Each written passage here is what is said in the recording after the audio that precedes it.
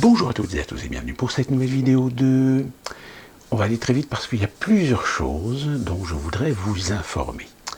La première, c'est que, entre vous et moi, l'un d'entre vous m'a proposé de faire une FAQ. Pour ceux qui ne connaissent pas le terme FAQ, c'est l'abréviation de foire aux questions. Donc, dans cette vidéo, si vous avez des questions, eh bien, posez-les en bas. Elles feront l'objet de mes réponses dans une prochaine vidéo. Ensuite, attaquons maintenant une personnalité sur laquelle il va falloir compter. Je dirais même que beaucoup de médias ont tout intérêt à ne pas vous en parler. Oui, je sais, il y a un bruit de fond, il y a de l'orage à l'extérieur. Et on vient juste de recevoir une alerte tornade. Mais bon, en général, ça n'arrive pas. La personne dont je veux vous parler, c'est Victoria Nuland.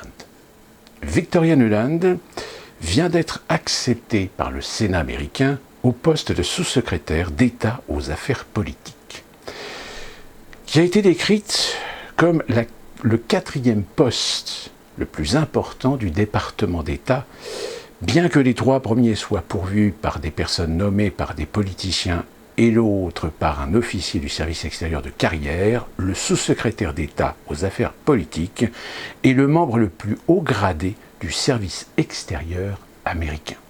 C'est-à-dire que là, on a une personne qui a énormément de pouvoir pour défendre les intérêts, voire même influencer la politique extérieure américaine. Et le choix de Victoria Nuland n'est pas totalement hasardeux. Pourquoi ? Ce qui ne va pas arranger les affaires de l'Union européenne, car Victoria Nuland est réputée être une coriace. En effet, ayant été nommée secrétaire d'État adjoint aux affaires européennes et eurasiennes l'année précédente, c'est-à-dire au moment des événements ukrainiens, elle est devenue la principale responsable américaine affectée en Ukraine pendant la crise de fin 2013 et début 2014. Lors d'une fuite téléphonique le 28 janvier 2014, entre elle et l'ambassadeur américain en Ukraine, Jeffrey Piat, les deux ont fourni aux futurs historiens un spécimen parfait de l'ingénierie du coup d'État, rempli des personnes exactes qui dirigeaient le gouvernement de transition après le coup d'État, 3 semaines et demie avant la destitution du président Yanukovych. Je vais y arriver. Cette personne, elle a aussi un curriculum vitae assez important, puisqu'elle a été aussi conseillère auprès de l'OTAN entre 2000 et 2004. 2000 et 2004. Ça vous dit rien ? Mais ce qui retiendra l'attention et motivera de faire disparaître de l'inconscient collectif une donnée non négligeable, c'est une conversation piratée diffusée sur le net et par la suite argumentée par Hillary Clinton comme étant la preuve de l'ingérence russe dans les affaires des USA, le fait que Nuland avait affirmé un fact des European Union très prononcé lors des négociations multilatérales pour mettre l'Ukraine au pas. C'est-à-dire que, vu que l'Union européenne voulait préserver le fait de vouloir se mettre la main sur l'Ukraine, mais que lorsque la situation a commencé un petit peu à déraper, l'Union européenne s'est retrouvée un petit peu en slip. Étant donné que l'Union européenne n'a pas d'armée, qu'il y a eu quand même une divergence d'opinion sur l'acceptation, voire la motivation de faire venir l'Ukraine dans l'Union européenne, eh bien ça a énervé Madame Nuland. Madame Nuland qui, au bout d'un moment, a dit « Bon, l'Union européenne, elle commence à me casser les couilles. » En gros, ça veut dire ça. Depuis, tout le monde a oublié que Madame Nuland est une impérialiste américaine de haut vol, agissant pour le compte de mondialistes qui se servent des USA pour tenter de faire disparaître les résistances des pays dissidents à l'ordre mondial.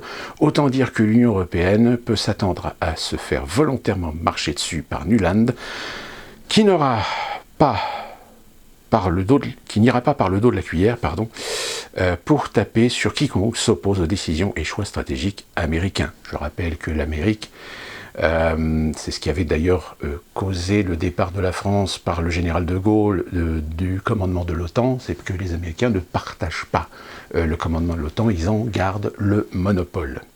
Avec Nuland, n'oubliez pas qu'elle pourrait dissuader l'Union européenne de rester neutre et de l'engager dans une guerre régionale en opposition indirecte avec l'Ukraine.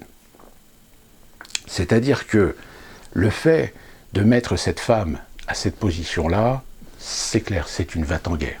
C'est une va-t-en-guerre qui va utiliser le prétexte de défendre les intérêts des États-Unis pour faire de l'influence, pour faire de la dissuasion, pour faire de la pression, voire peut-être déclencher des conflits quelque part en Europe. Alors évidemment, on pense à l'Ukraine.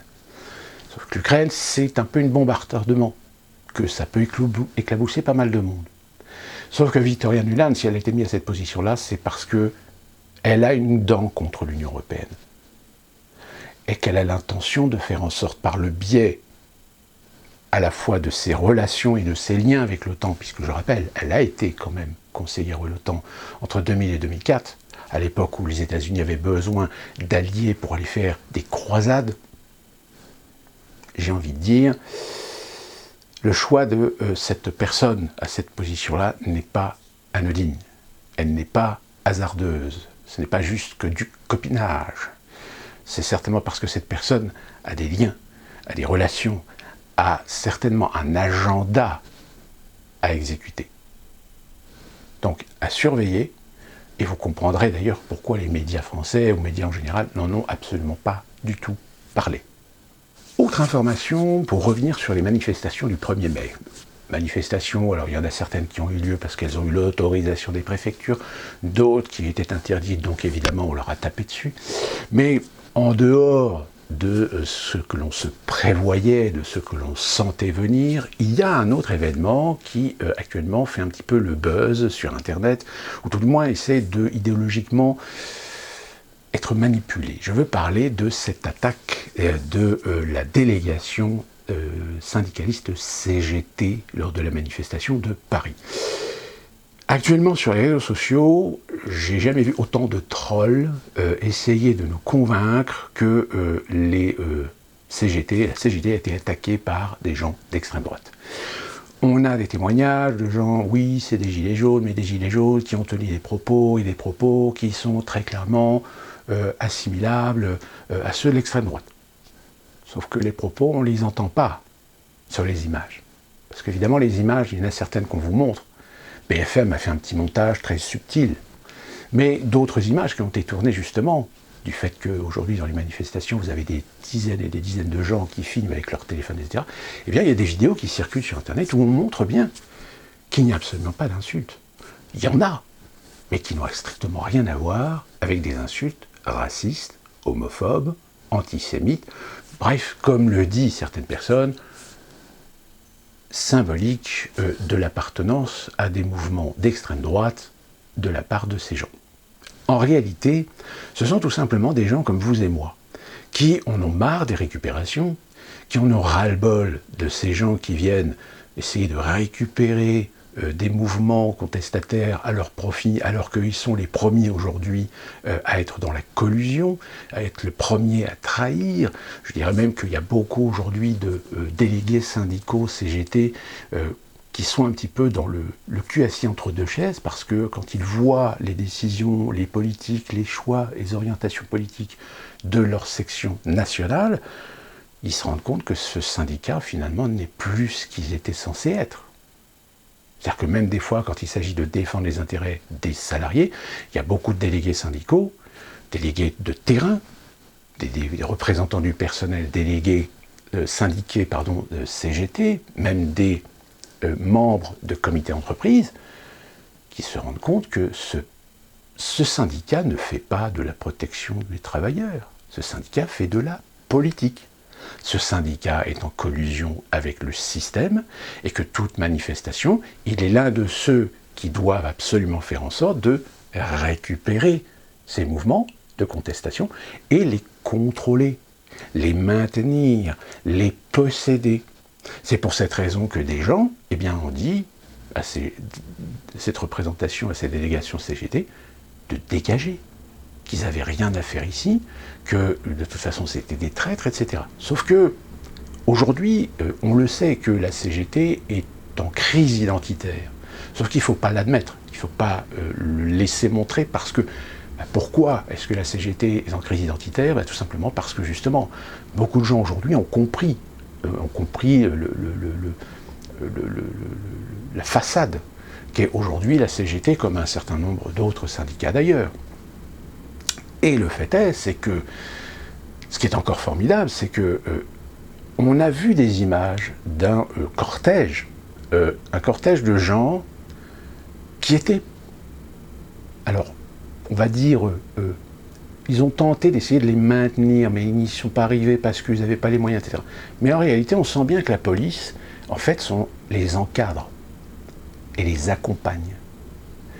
Et il y a quelques drapeaux, quelques slogans dans ce cortège. En réalité, il s'agissait de gens anarchistes, de l'extrême gauche, Antifa, qui en réalité étaient accompagnés pour aller rejoindre d'autres manifestations, et cette manifestation, évidemment, non déclarée, non sous le contrôle des syndicats. Et c'est pour ça que lorsque les syndicats ont fait leur cortège, et qu'ils ont fait en sorte de mettre devant, évidemment, les plus virulents, les plus violents, etc., il y a des gens, au bout d'un moment, ils ont dit, mais il y en a marre de ce syndicat.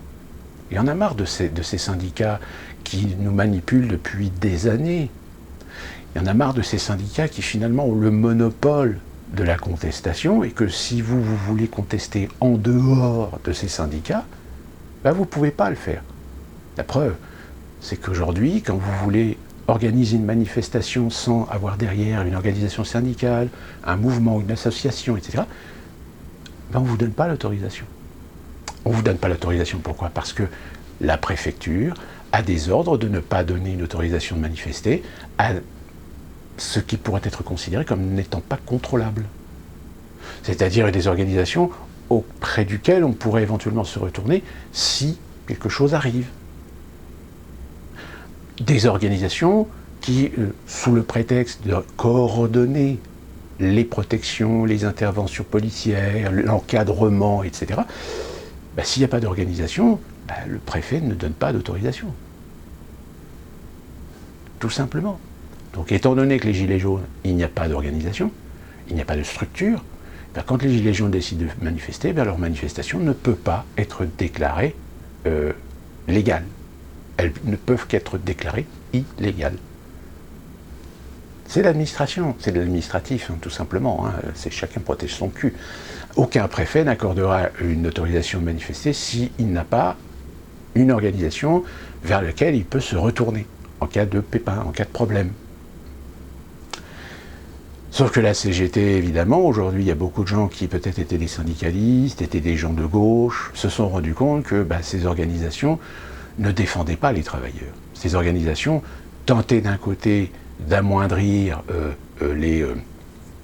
les sensibilités, tout en essayant de baratiner, en essayant de contrôler, et en coulisses, ils ont les mains libres finalement de manipuler leur monde.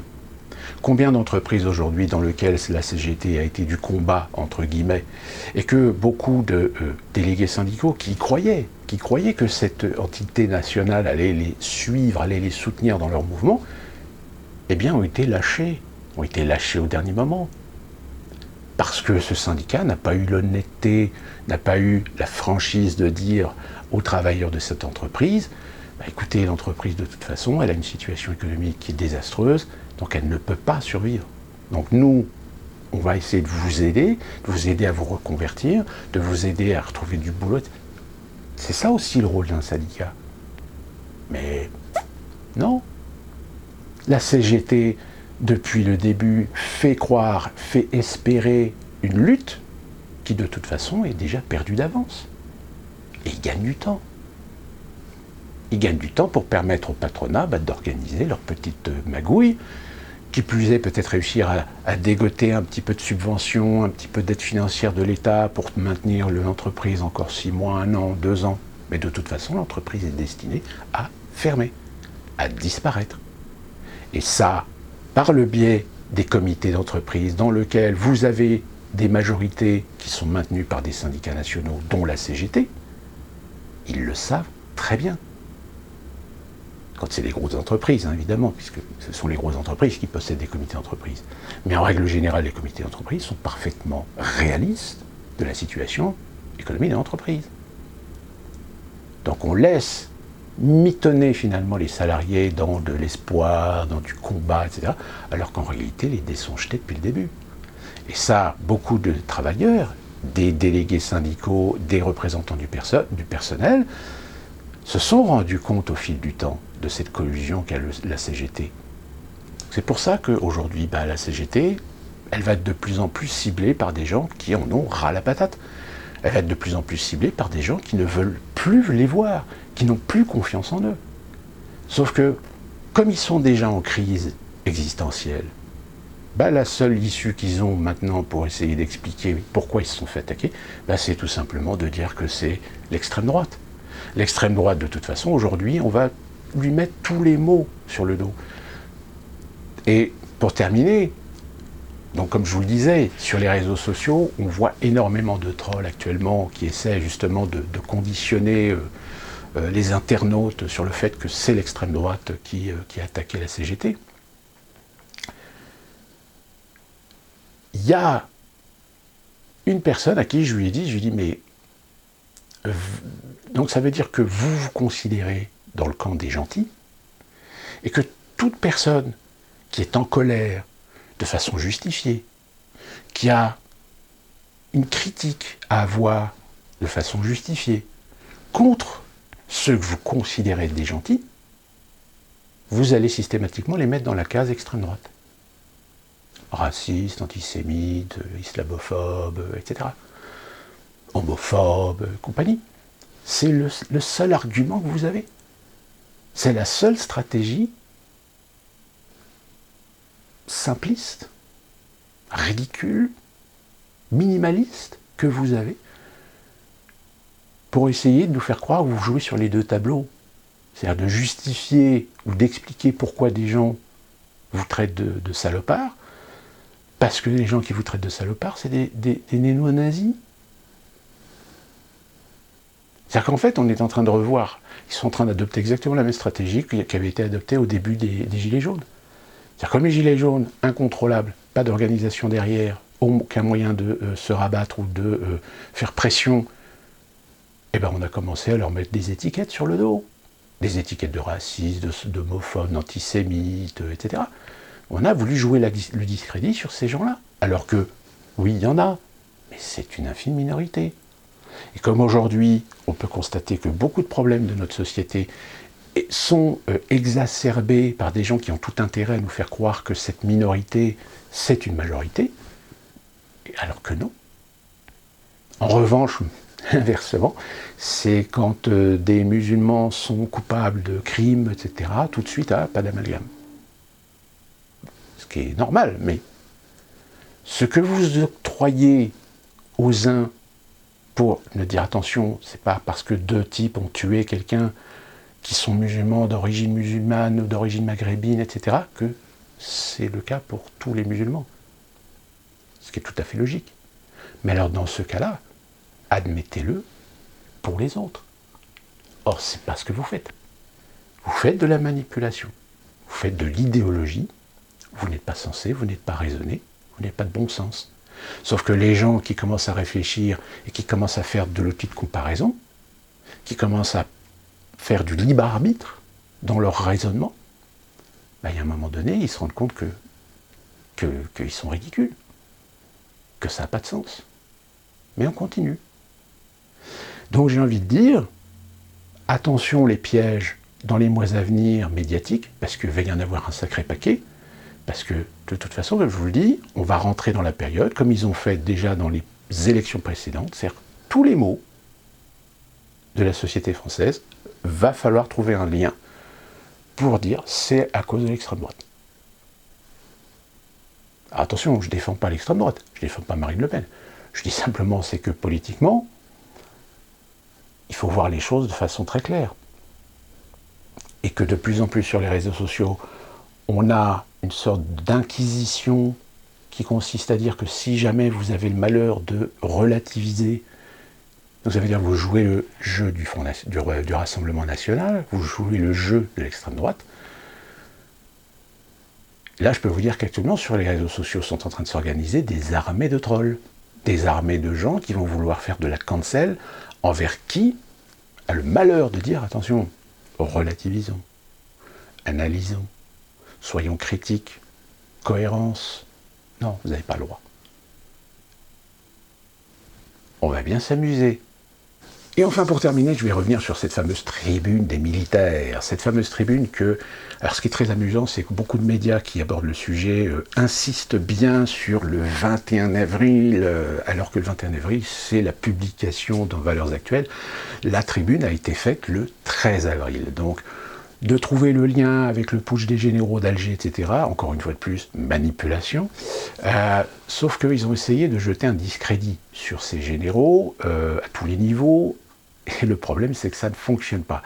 Ça ne fonctionne pas, pourquoi ? Parce que hier, 22 000 militaires, anonymes évidemment, ont signé et ont conforté, ont soutenu cette tribune.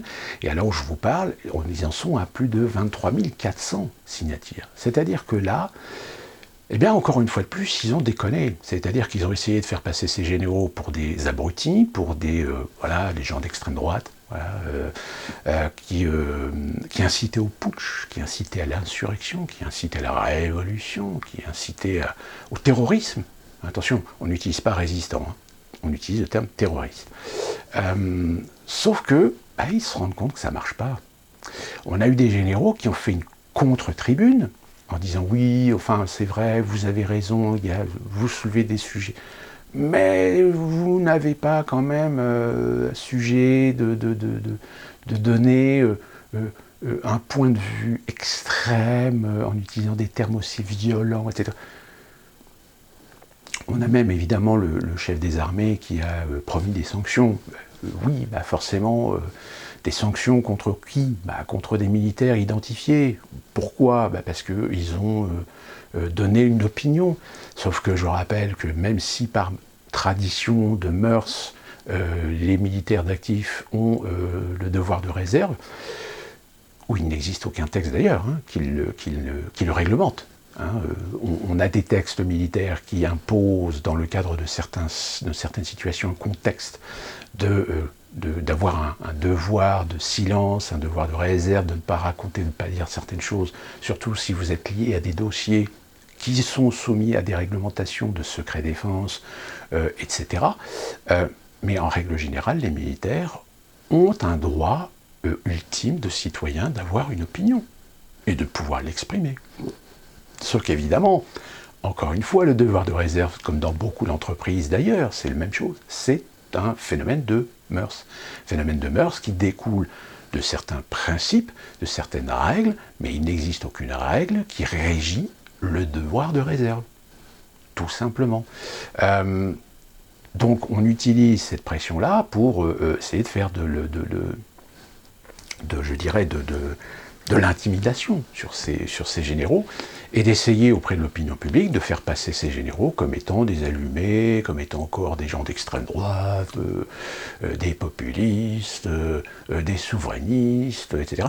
Donc on essaie de leur appliquer cette étiquette. Sauf que le problème, c'est que le texte, comme je vous l'ai dit, les rares personnes, les rares Français qui ont pu lire ce texte, ne peuvent qu'être d'accord avec ces généraux.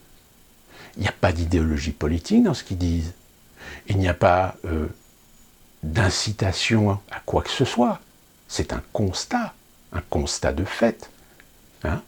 Si vous ne savez pas, je vous refais la référence à ma vidéo où je vous lis le texte de ces généraux. Et en rien dans ce texte, même ceux qui voudront trouver un petit peu des sous-entendus ou dire oui, mais entre les lignes, on peut comprendre que... Non, il n'y a pas à comprendre que. Ils avertissent, ils alertent. Ils disent qu'attention, vous êtes dans une situation à l'heure actuelle où nous, en tant que militaires, on comprendrait qu'il puisse y avoir, à un moment donné, des gens qui vont s'organiser pour organiser un putsch. Mais en aucun cas, ils appellent à faire le putsch.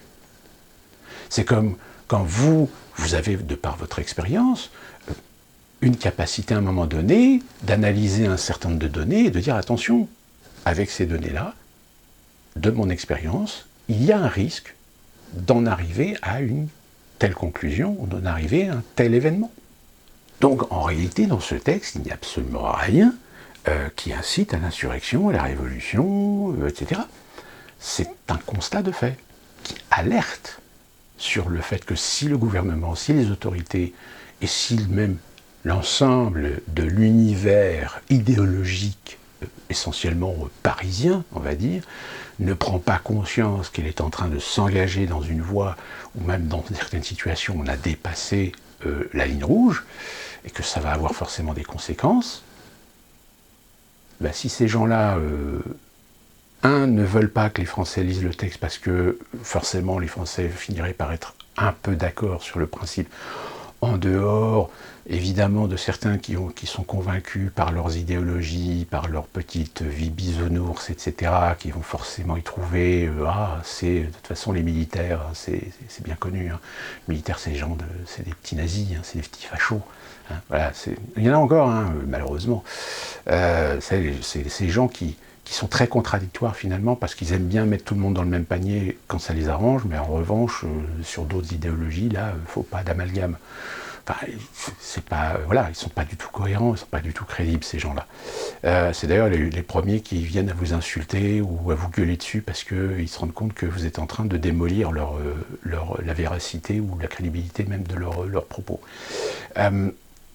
Donc j'ai envie de dire, bah oui, ces généraux, ils font exactement ce que d'autres généraux individuellement ou collectivement ont fait depuis plusieurs années. C'est à un moment donné tirer la sonnette d'alarme. Sauf qu'évidemment, vu qu'il y a un maintien, vu qu'il y a un programme, vu qu'il y a un plan de destruction de l'État-nation, il ne faut surtout pas que les Français en prennent conscience. Alors certains vont dire oui, bah, ça va jouer le jeu du Rassemblement national. Marine Le Pen apparemment aurait fait du pied à ces généraux. C'est pas jouer que le jeu du Rassemblement national. Évidemment qu'on rabat tout sur le Rassemblement national, c'est le seul parti sur lequel on peut mettre tous les maux de la terre. Pas sur les insoumis, hein, puisque on a encore Mélenchon, là, le 1er mai, lors de sa manifestation, qui a fait une promesse, mais qui est une promesse complètement démagogique, qui n'a aucun sens. Hein, vouloir taper les riches. Et taper les riches, comment? Vous voulez taxer les riches, pourquoi? Pour faire encore du social à donf? Trouver de l'argent gratuit? Mais il n'y a pas d'argent gratuit. Hein, je veux dire, tous les gens qui deviennent riches, tous les gens qui ont un patrimoine financier important, bah aujourd'hui, si on leur donne l'occasion d'aller le planquer quelque part pour éviter de se faire sucer tout leur patrimoine, bah ils le font.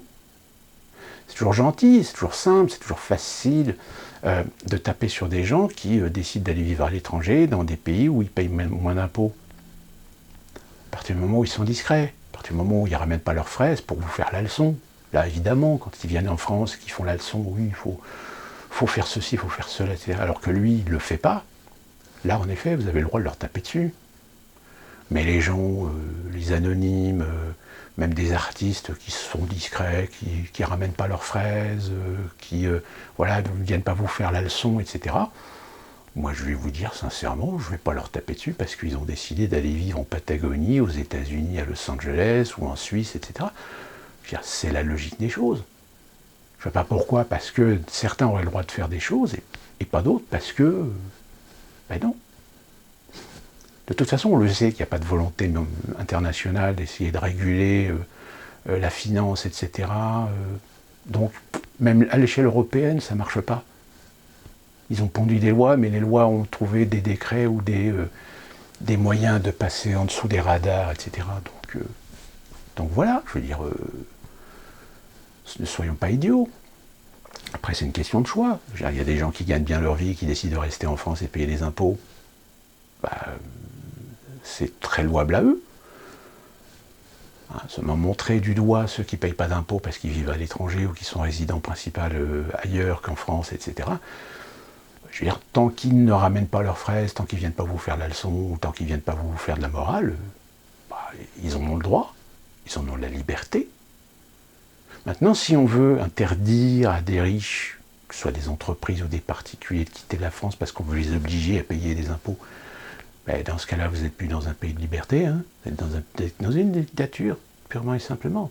Et à partir du moment où vous voulez empêcher le déplacement ou la liberté de déplacement, de mouvement des gens ou des patrimoines ou des biens, ben vous n'êtes pas dans un pays de liberté, hein, qu'on sache. Enfin voilà, tout ça pour vous dire que ces généraux eh bien, ont jeté un caillou dans la mare.